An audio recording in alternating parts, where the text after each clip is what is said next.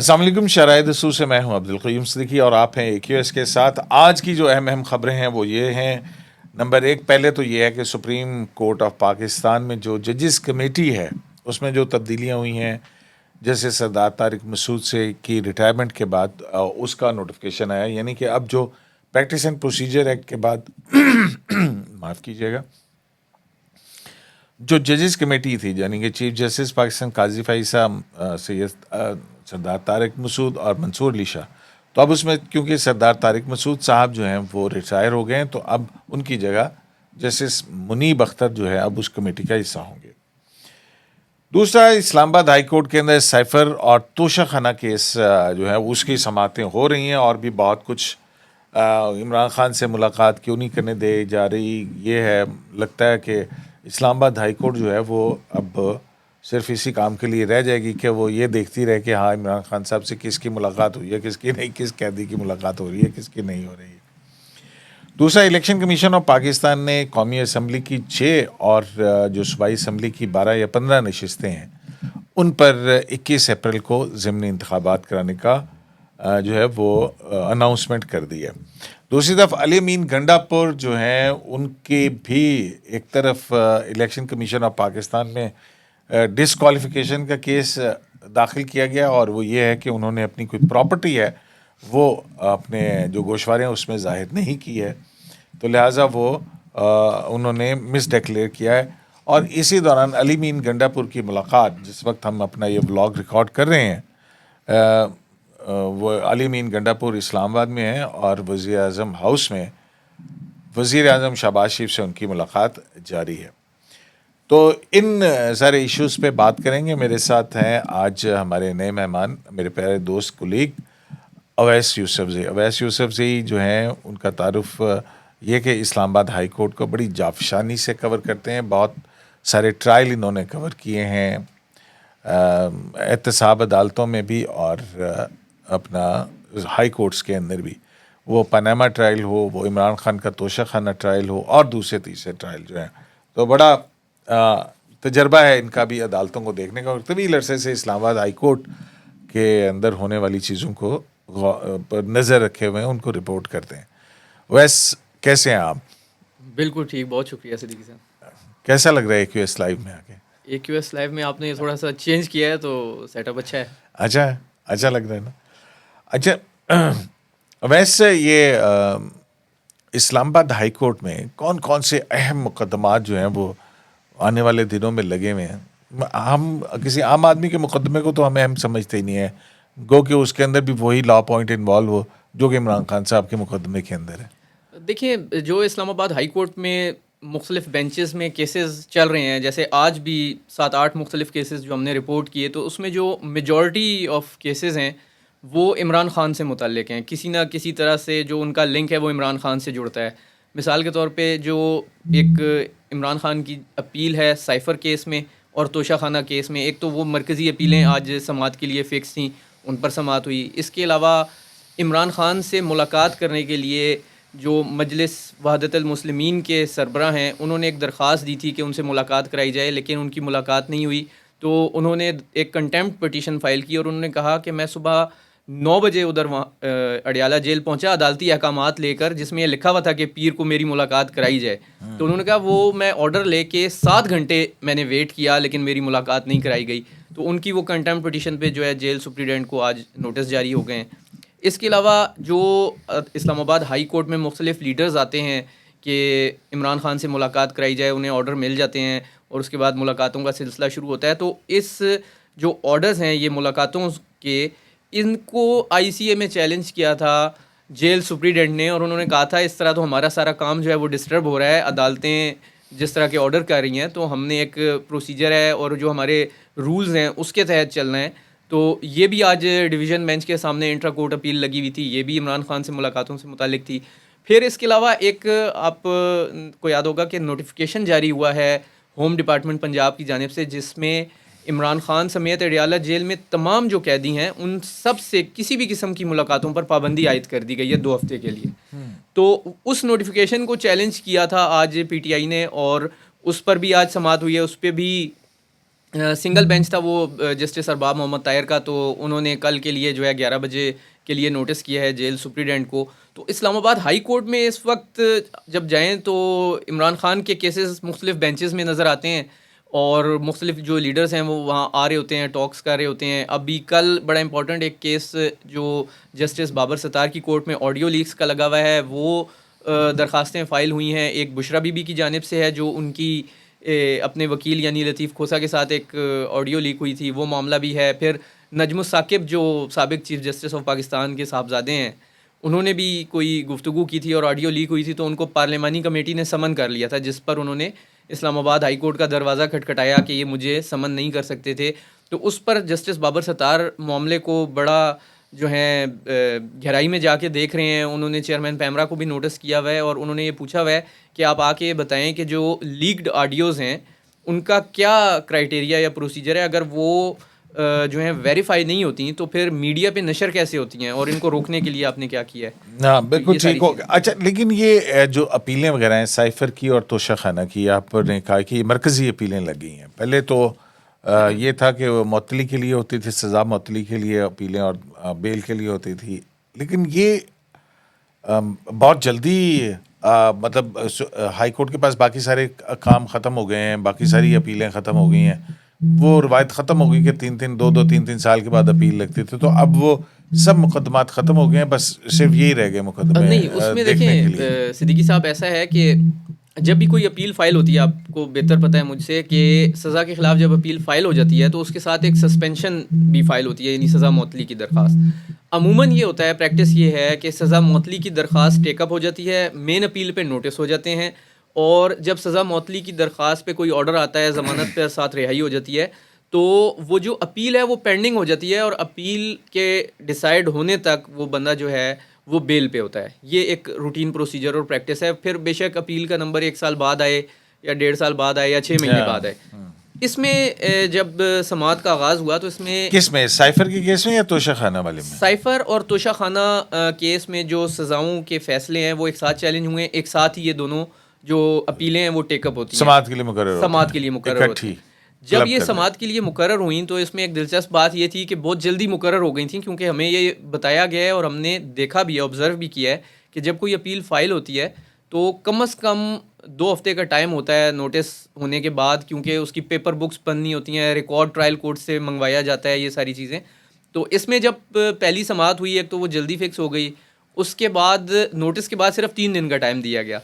तो 3 दिन बाद जब समाअत दोबारा हुई तो वही था जो दूसरी साइड है उनका कहना कि अभी तो पेपर बुक्स भी तैयार नहीं है, अभी तो रिकॉर्ड भी नहीं है। फिर जब FIA के special prosecutor justice retired Hamid Ali Shah इसमें इंगेज हुए तो उन्होंने कहा अभी तो मैं इंगेज हुआ हूँ, मैंने फ़ाइल देखनी है, रिकॉर्ड का जायज़ा लेना है, रिकॉर्ड ही नहीं आया अभी तक। तो जब मैं रिकॉर्ड का जायज़ा जब तक नहीं लूँगा तो मैं किस तरह कुछ अदालत की मुआवनत कर सकता हूँ। तो उस पर बेंच का ये कहना था कि अभी तो हम एक सुन रहे हैं, देख रहे हैं कि इसमें हुआ क्या है, और जो उसका केस का बैकग्राउंड है सारा वो बता रहे हैं हमें जो अपलेंट के वकील हैं, जो अपील कुनिंदा हैं। तो बैरिस्टर सलमान सफदर जो हैं उन्होंने इनिशियली अपने दलाइल शुरू कर दिए पेपर बुक्स आने से पहले ही। तो अच्छा। उन्होंने एक बैकग्राउंड बताया और वह सारी चीज़ें, जिस पर जो इब्तदाई दलाइल सुनने के बाद हामिद अली शाह थे उन्होंने एतराज़ किया और उन्होंने कहा कि मैंने जो अभी तक देखा है थोड़ा बहुत, उसमें ये चीज़ सामने आई है कि जो ऑफिशियल सीक्रेट एक्ट के तहत सज़ा हुई है ट्रायल के बाद, तो उसमें तो अपील का हक ही नहीं दिया गया किसी भी सज़ा याफ्ता जो मुजरिम है उसको। अच्छा। तो ये तो अपील फाइल ही नहीं हो सकती और ये काबिल समाअत ही नहीं है। हाँ। तो ये उनका आर्गूमेंट्स था, जिस पर कोर्ट ने वो सुने आर्गूमेंट्स और फिर हिदायत की जो वकील हैं सलमान सफदर। सलमान सफदर उन्हें कि आप इस पे तैयारी करके आएँ और वो आप बताएं कि आपका इस पे अब क्या मौक़िफ़ है।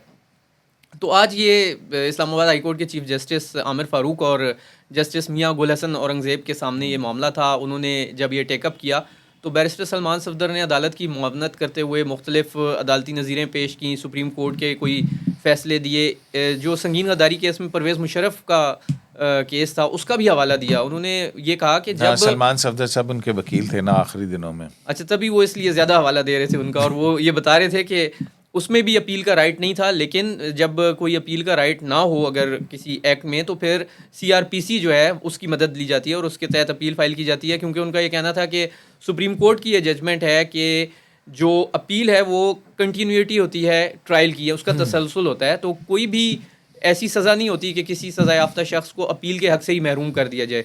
तो उनका ये कहना था कि अपील दायर हो सकती है और अदालत ये सुन सकती है। तो अदालत ने आज ये डिसाइड किया है दलाइल सुनने के बाद कि पीर से यानी 18 मार्च से इस पे मेरिट्स पे जो है दलाइल को सुना जाएगा। मतलब उन्होंने ये इम्प्लाइडली ये नुक्ता जो है कि भी ये अपील का हक है या नहीं है, इसके ऊपर उन्होंने कह दिया कि भी हम बिल्कुल ये इस आप कह सकते एतराज हैं को कि हम नहीं बिल्कुल लेंगे मुस्तरद और कर अब दिया। मेरिट केस के मेरिट्स के ऊपर अब साइफर का पहले होगा या तोशाखाना की पहले हेयरिंग होगी? इसमें उन्होंने पूछा था तो यही बताया गया था कि साइफर केस के पहले दलाइल होंगे और उसके बाद तोशा खाना का नंबर आएगा जब ये कंप्लीट हो जाएगा। अच्छा, तो वहाँ पे जब आते हैं ये सारे हाई कोर्ट्स के अंदर, आज क्या माहौल था? सुना कोई रश वश भी बहुत पड़ जाता है और फिर उसके बाद जो है वहाँ पे हल्ला गुल्ला भी होता है, तो उसको भी रेगुलराइज करने की कोशिश हो रही है? जी बिल्कुल, देखें जब ये आते हैं सारे तो काफ़ी कोर्ट में रश हो जाता है। आज भी काफ़ी सारे पार्लियामेंटेरियन भी आए हुए थे। शौकत बसरा एक मौके पे रोस्टम पर आ गए और उन्होंने कुछ कहना चाहा तो चीफ साहब ने उनको, जो चीफ जस्टिस हैं, रोका, मना किया कि आप ऐसा ना करें और आप रोस्टम से हट जाएं, अपनी नशिस्त पे बैठें। तो उन्होंने बार बार जो है मुदाखलत करने की कोशिश की। उन्होंने कहा कि कुछ लोग बाहर खड़े हैं, उन्हें आने नहीं दे रहे। तो कोर्ट ने कहा कि आप डिसिप्लिन को बरकरार रखें और अगर इस तरह का कुछ आपने किया और मिसबिहेव किया या कोर्ट का डिसिप्लिन जो है वो ख़राब हुआ तो बेंच जो है वो उठ के चला जाएगा। तो ये इस तरह की भी चीज़ें साथ साथ चल रही होती हैं आर्गूमेंट्स के अभी साथ। चल रही हैं इसके साथ ही। तो मतलब है कि कम से कम आज आपने 8 खबरें बनाई हैं जो कि सिर्फ और सिर्फ इस्लामाबाद हाई कोर्ट के इमरान खान से बिल्कुल। मुतल्लिक खबरें थी। अच्छा है, ज़बरदस्त है।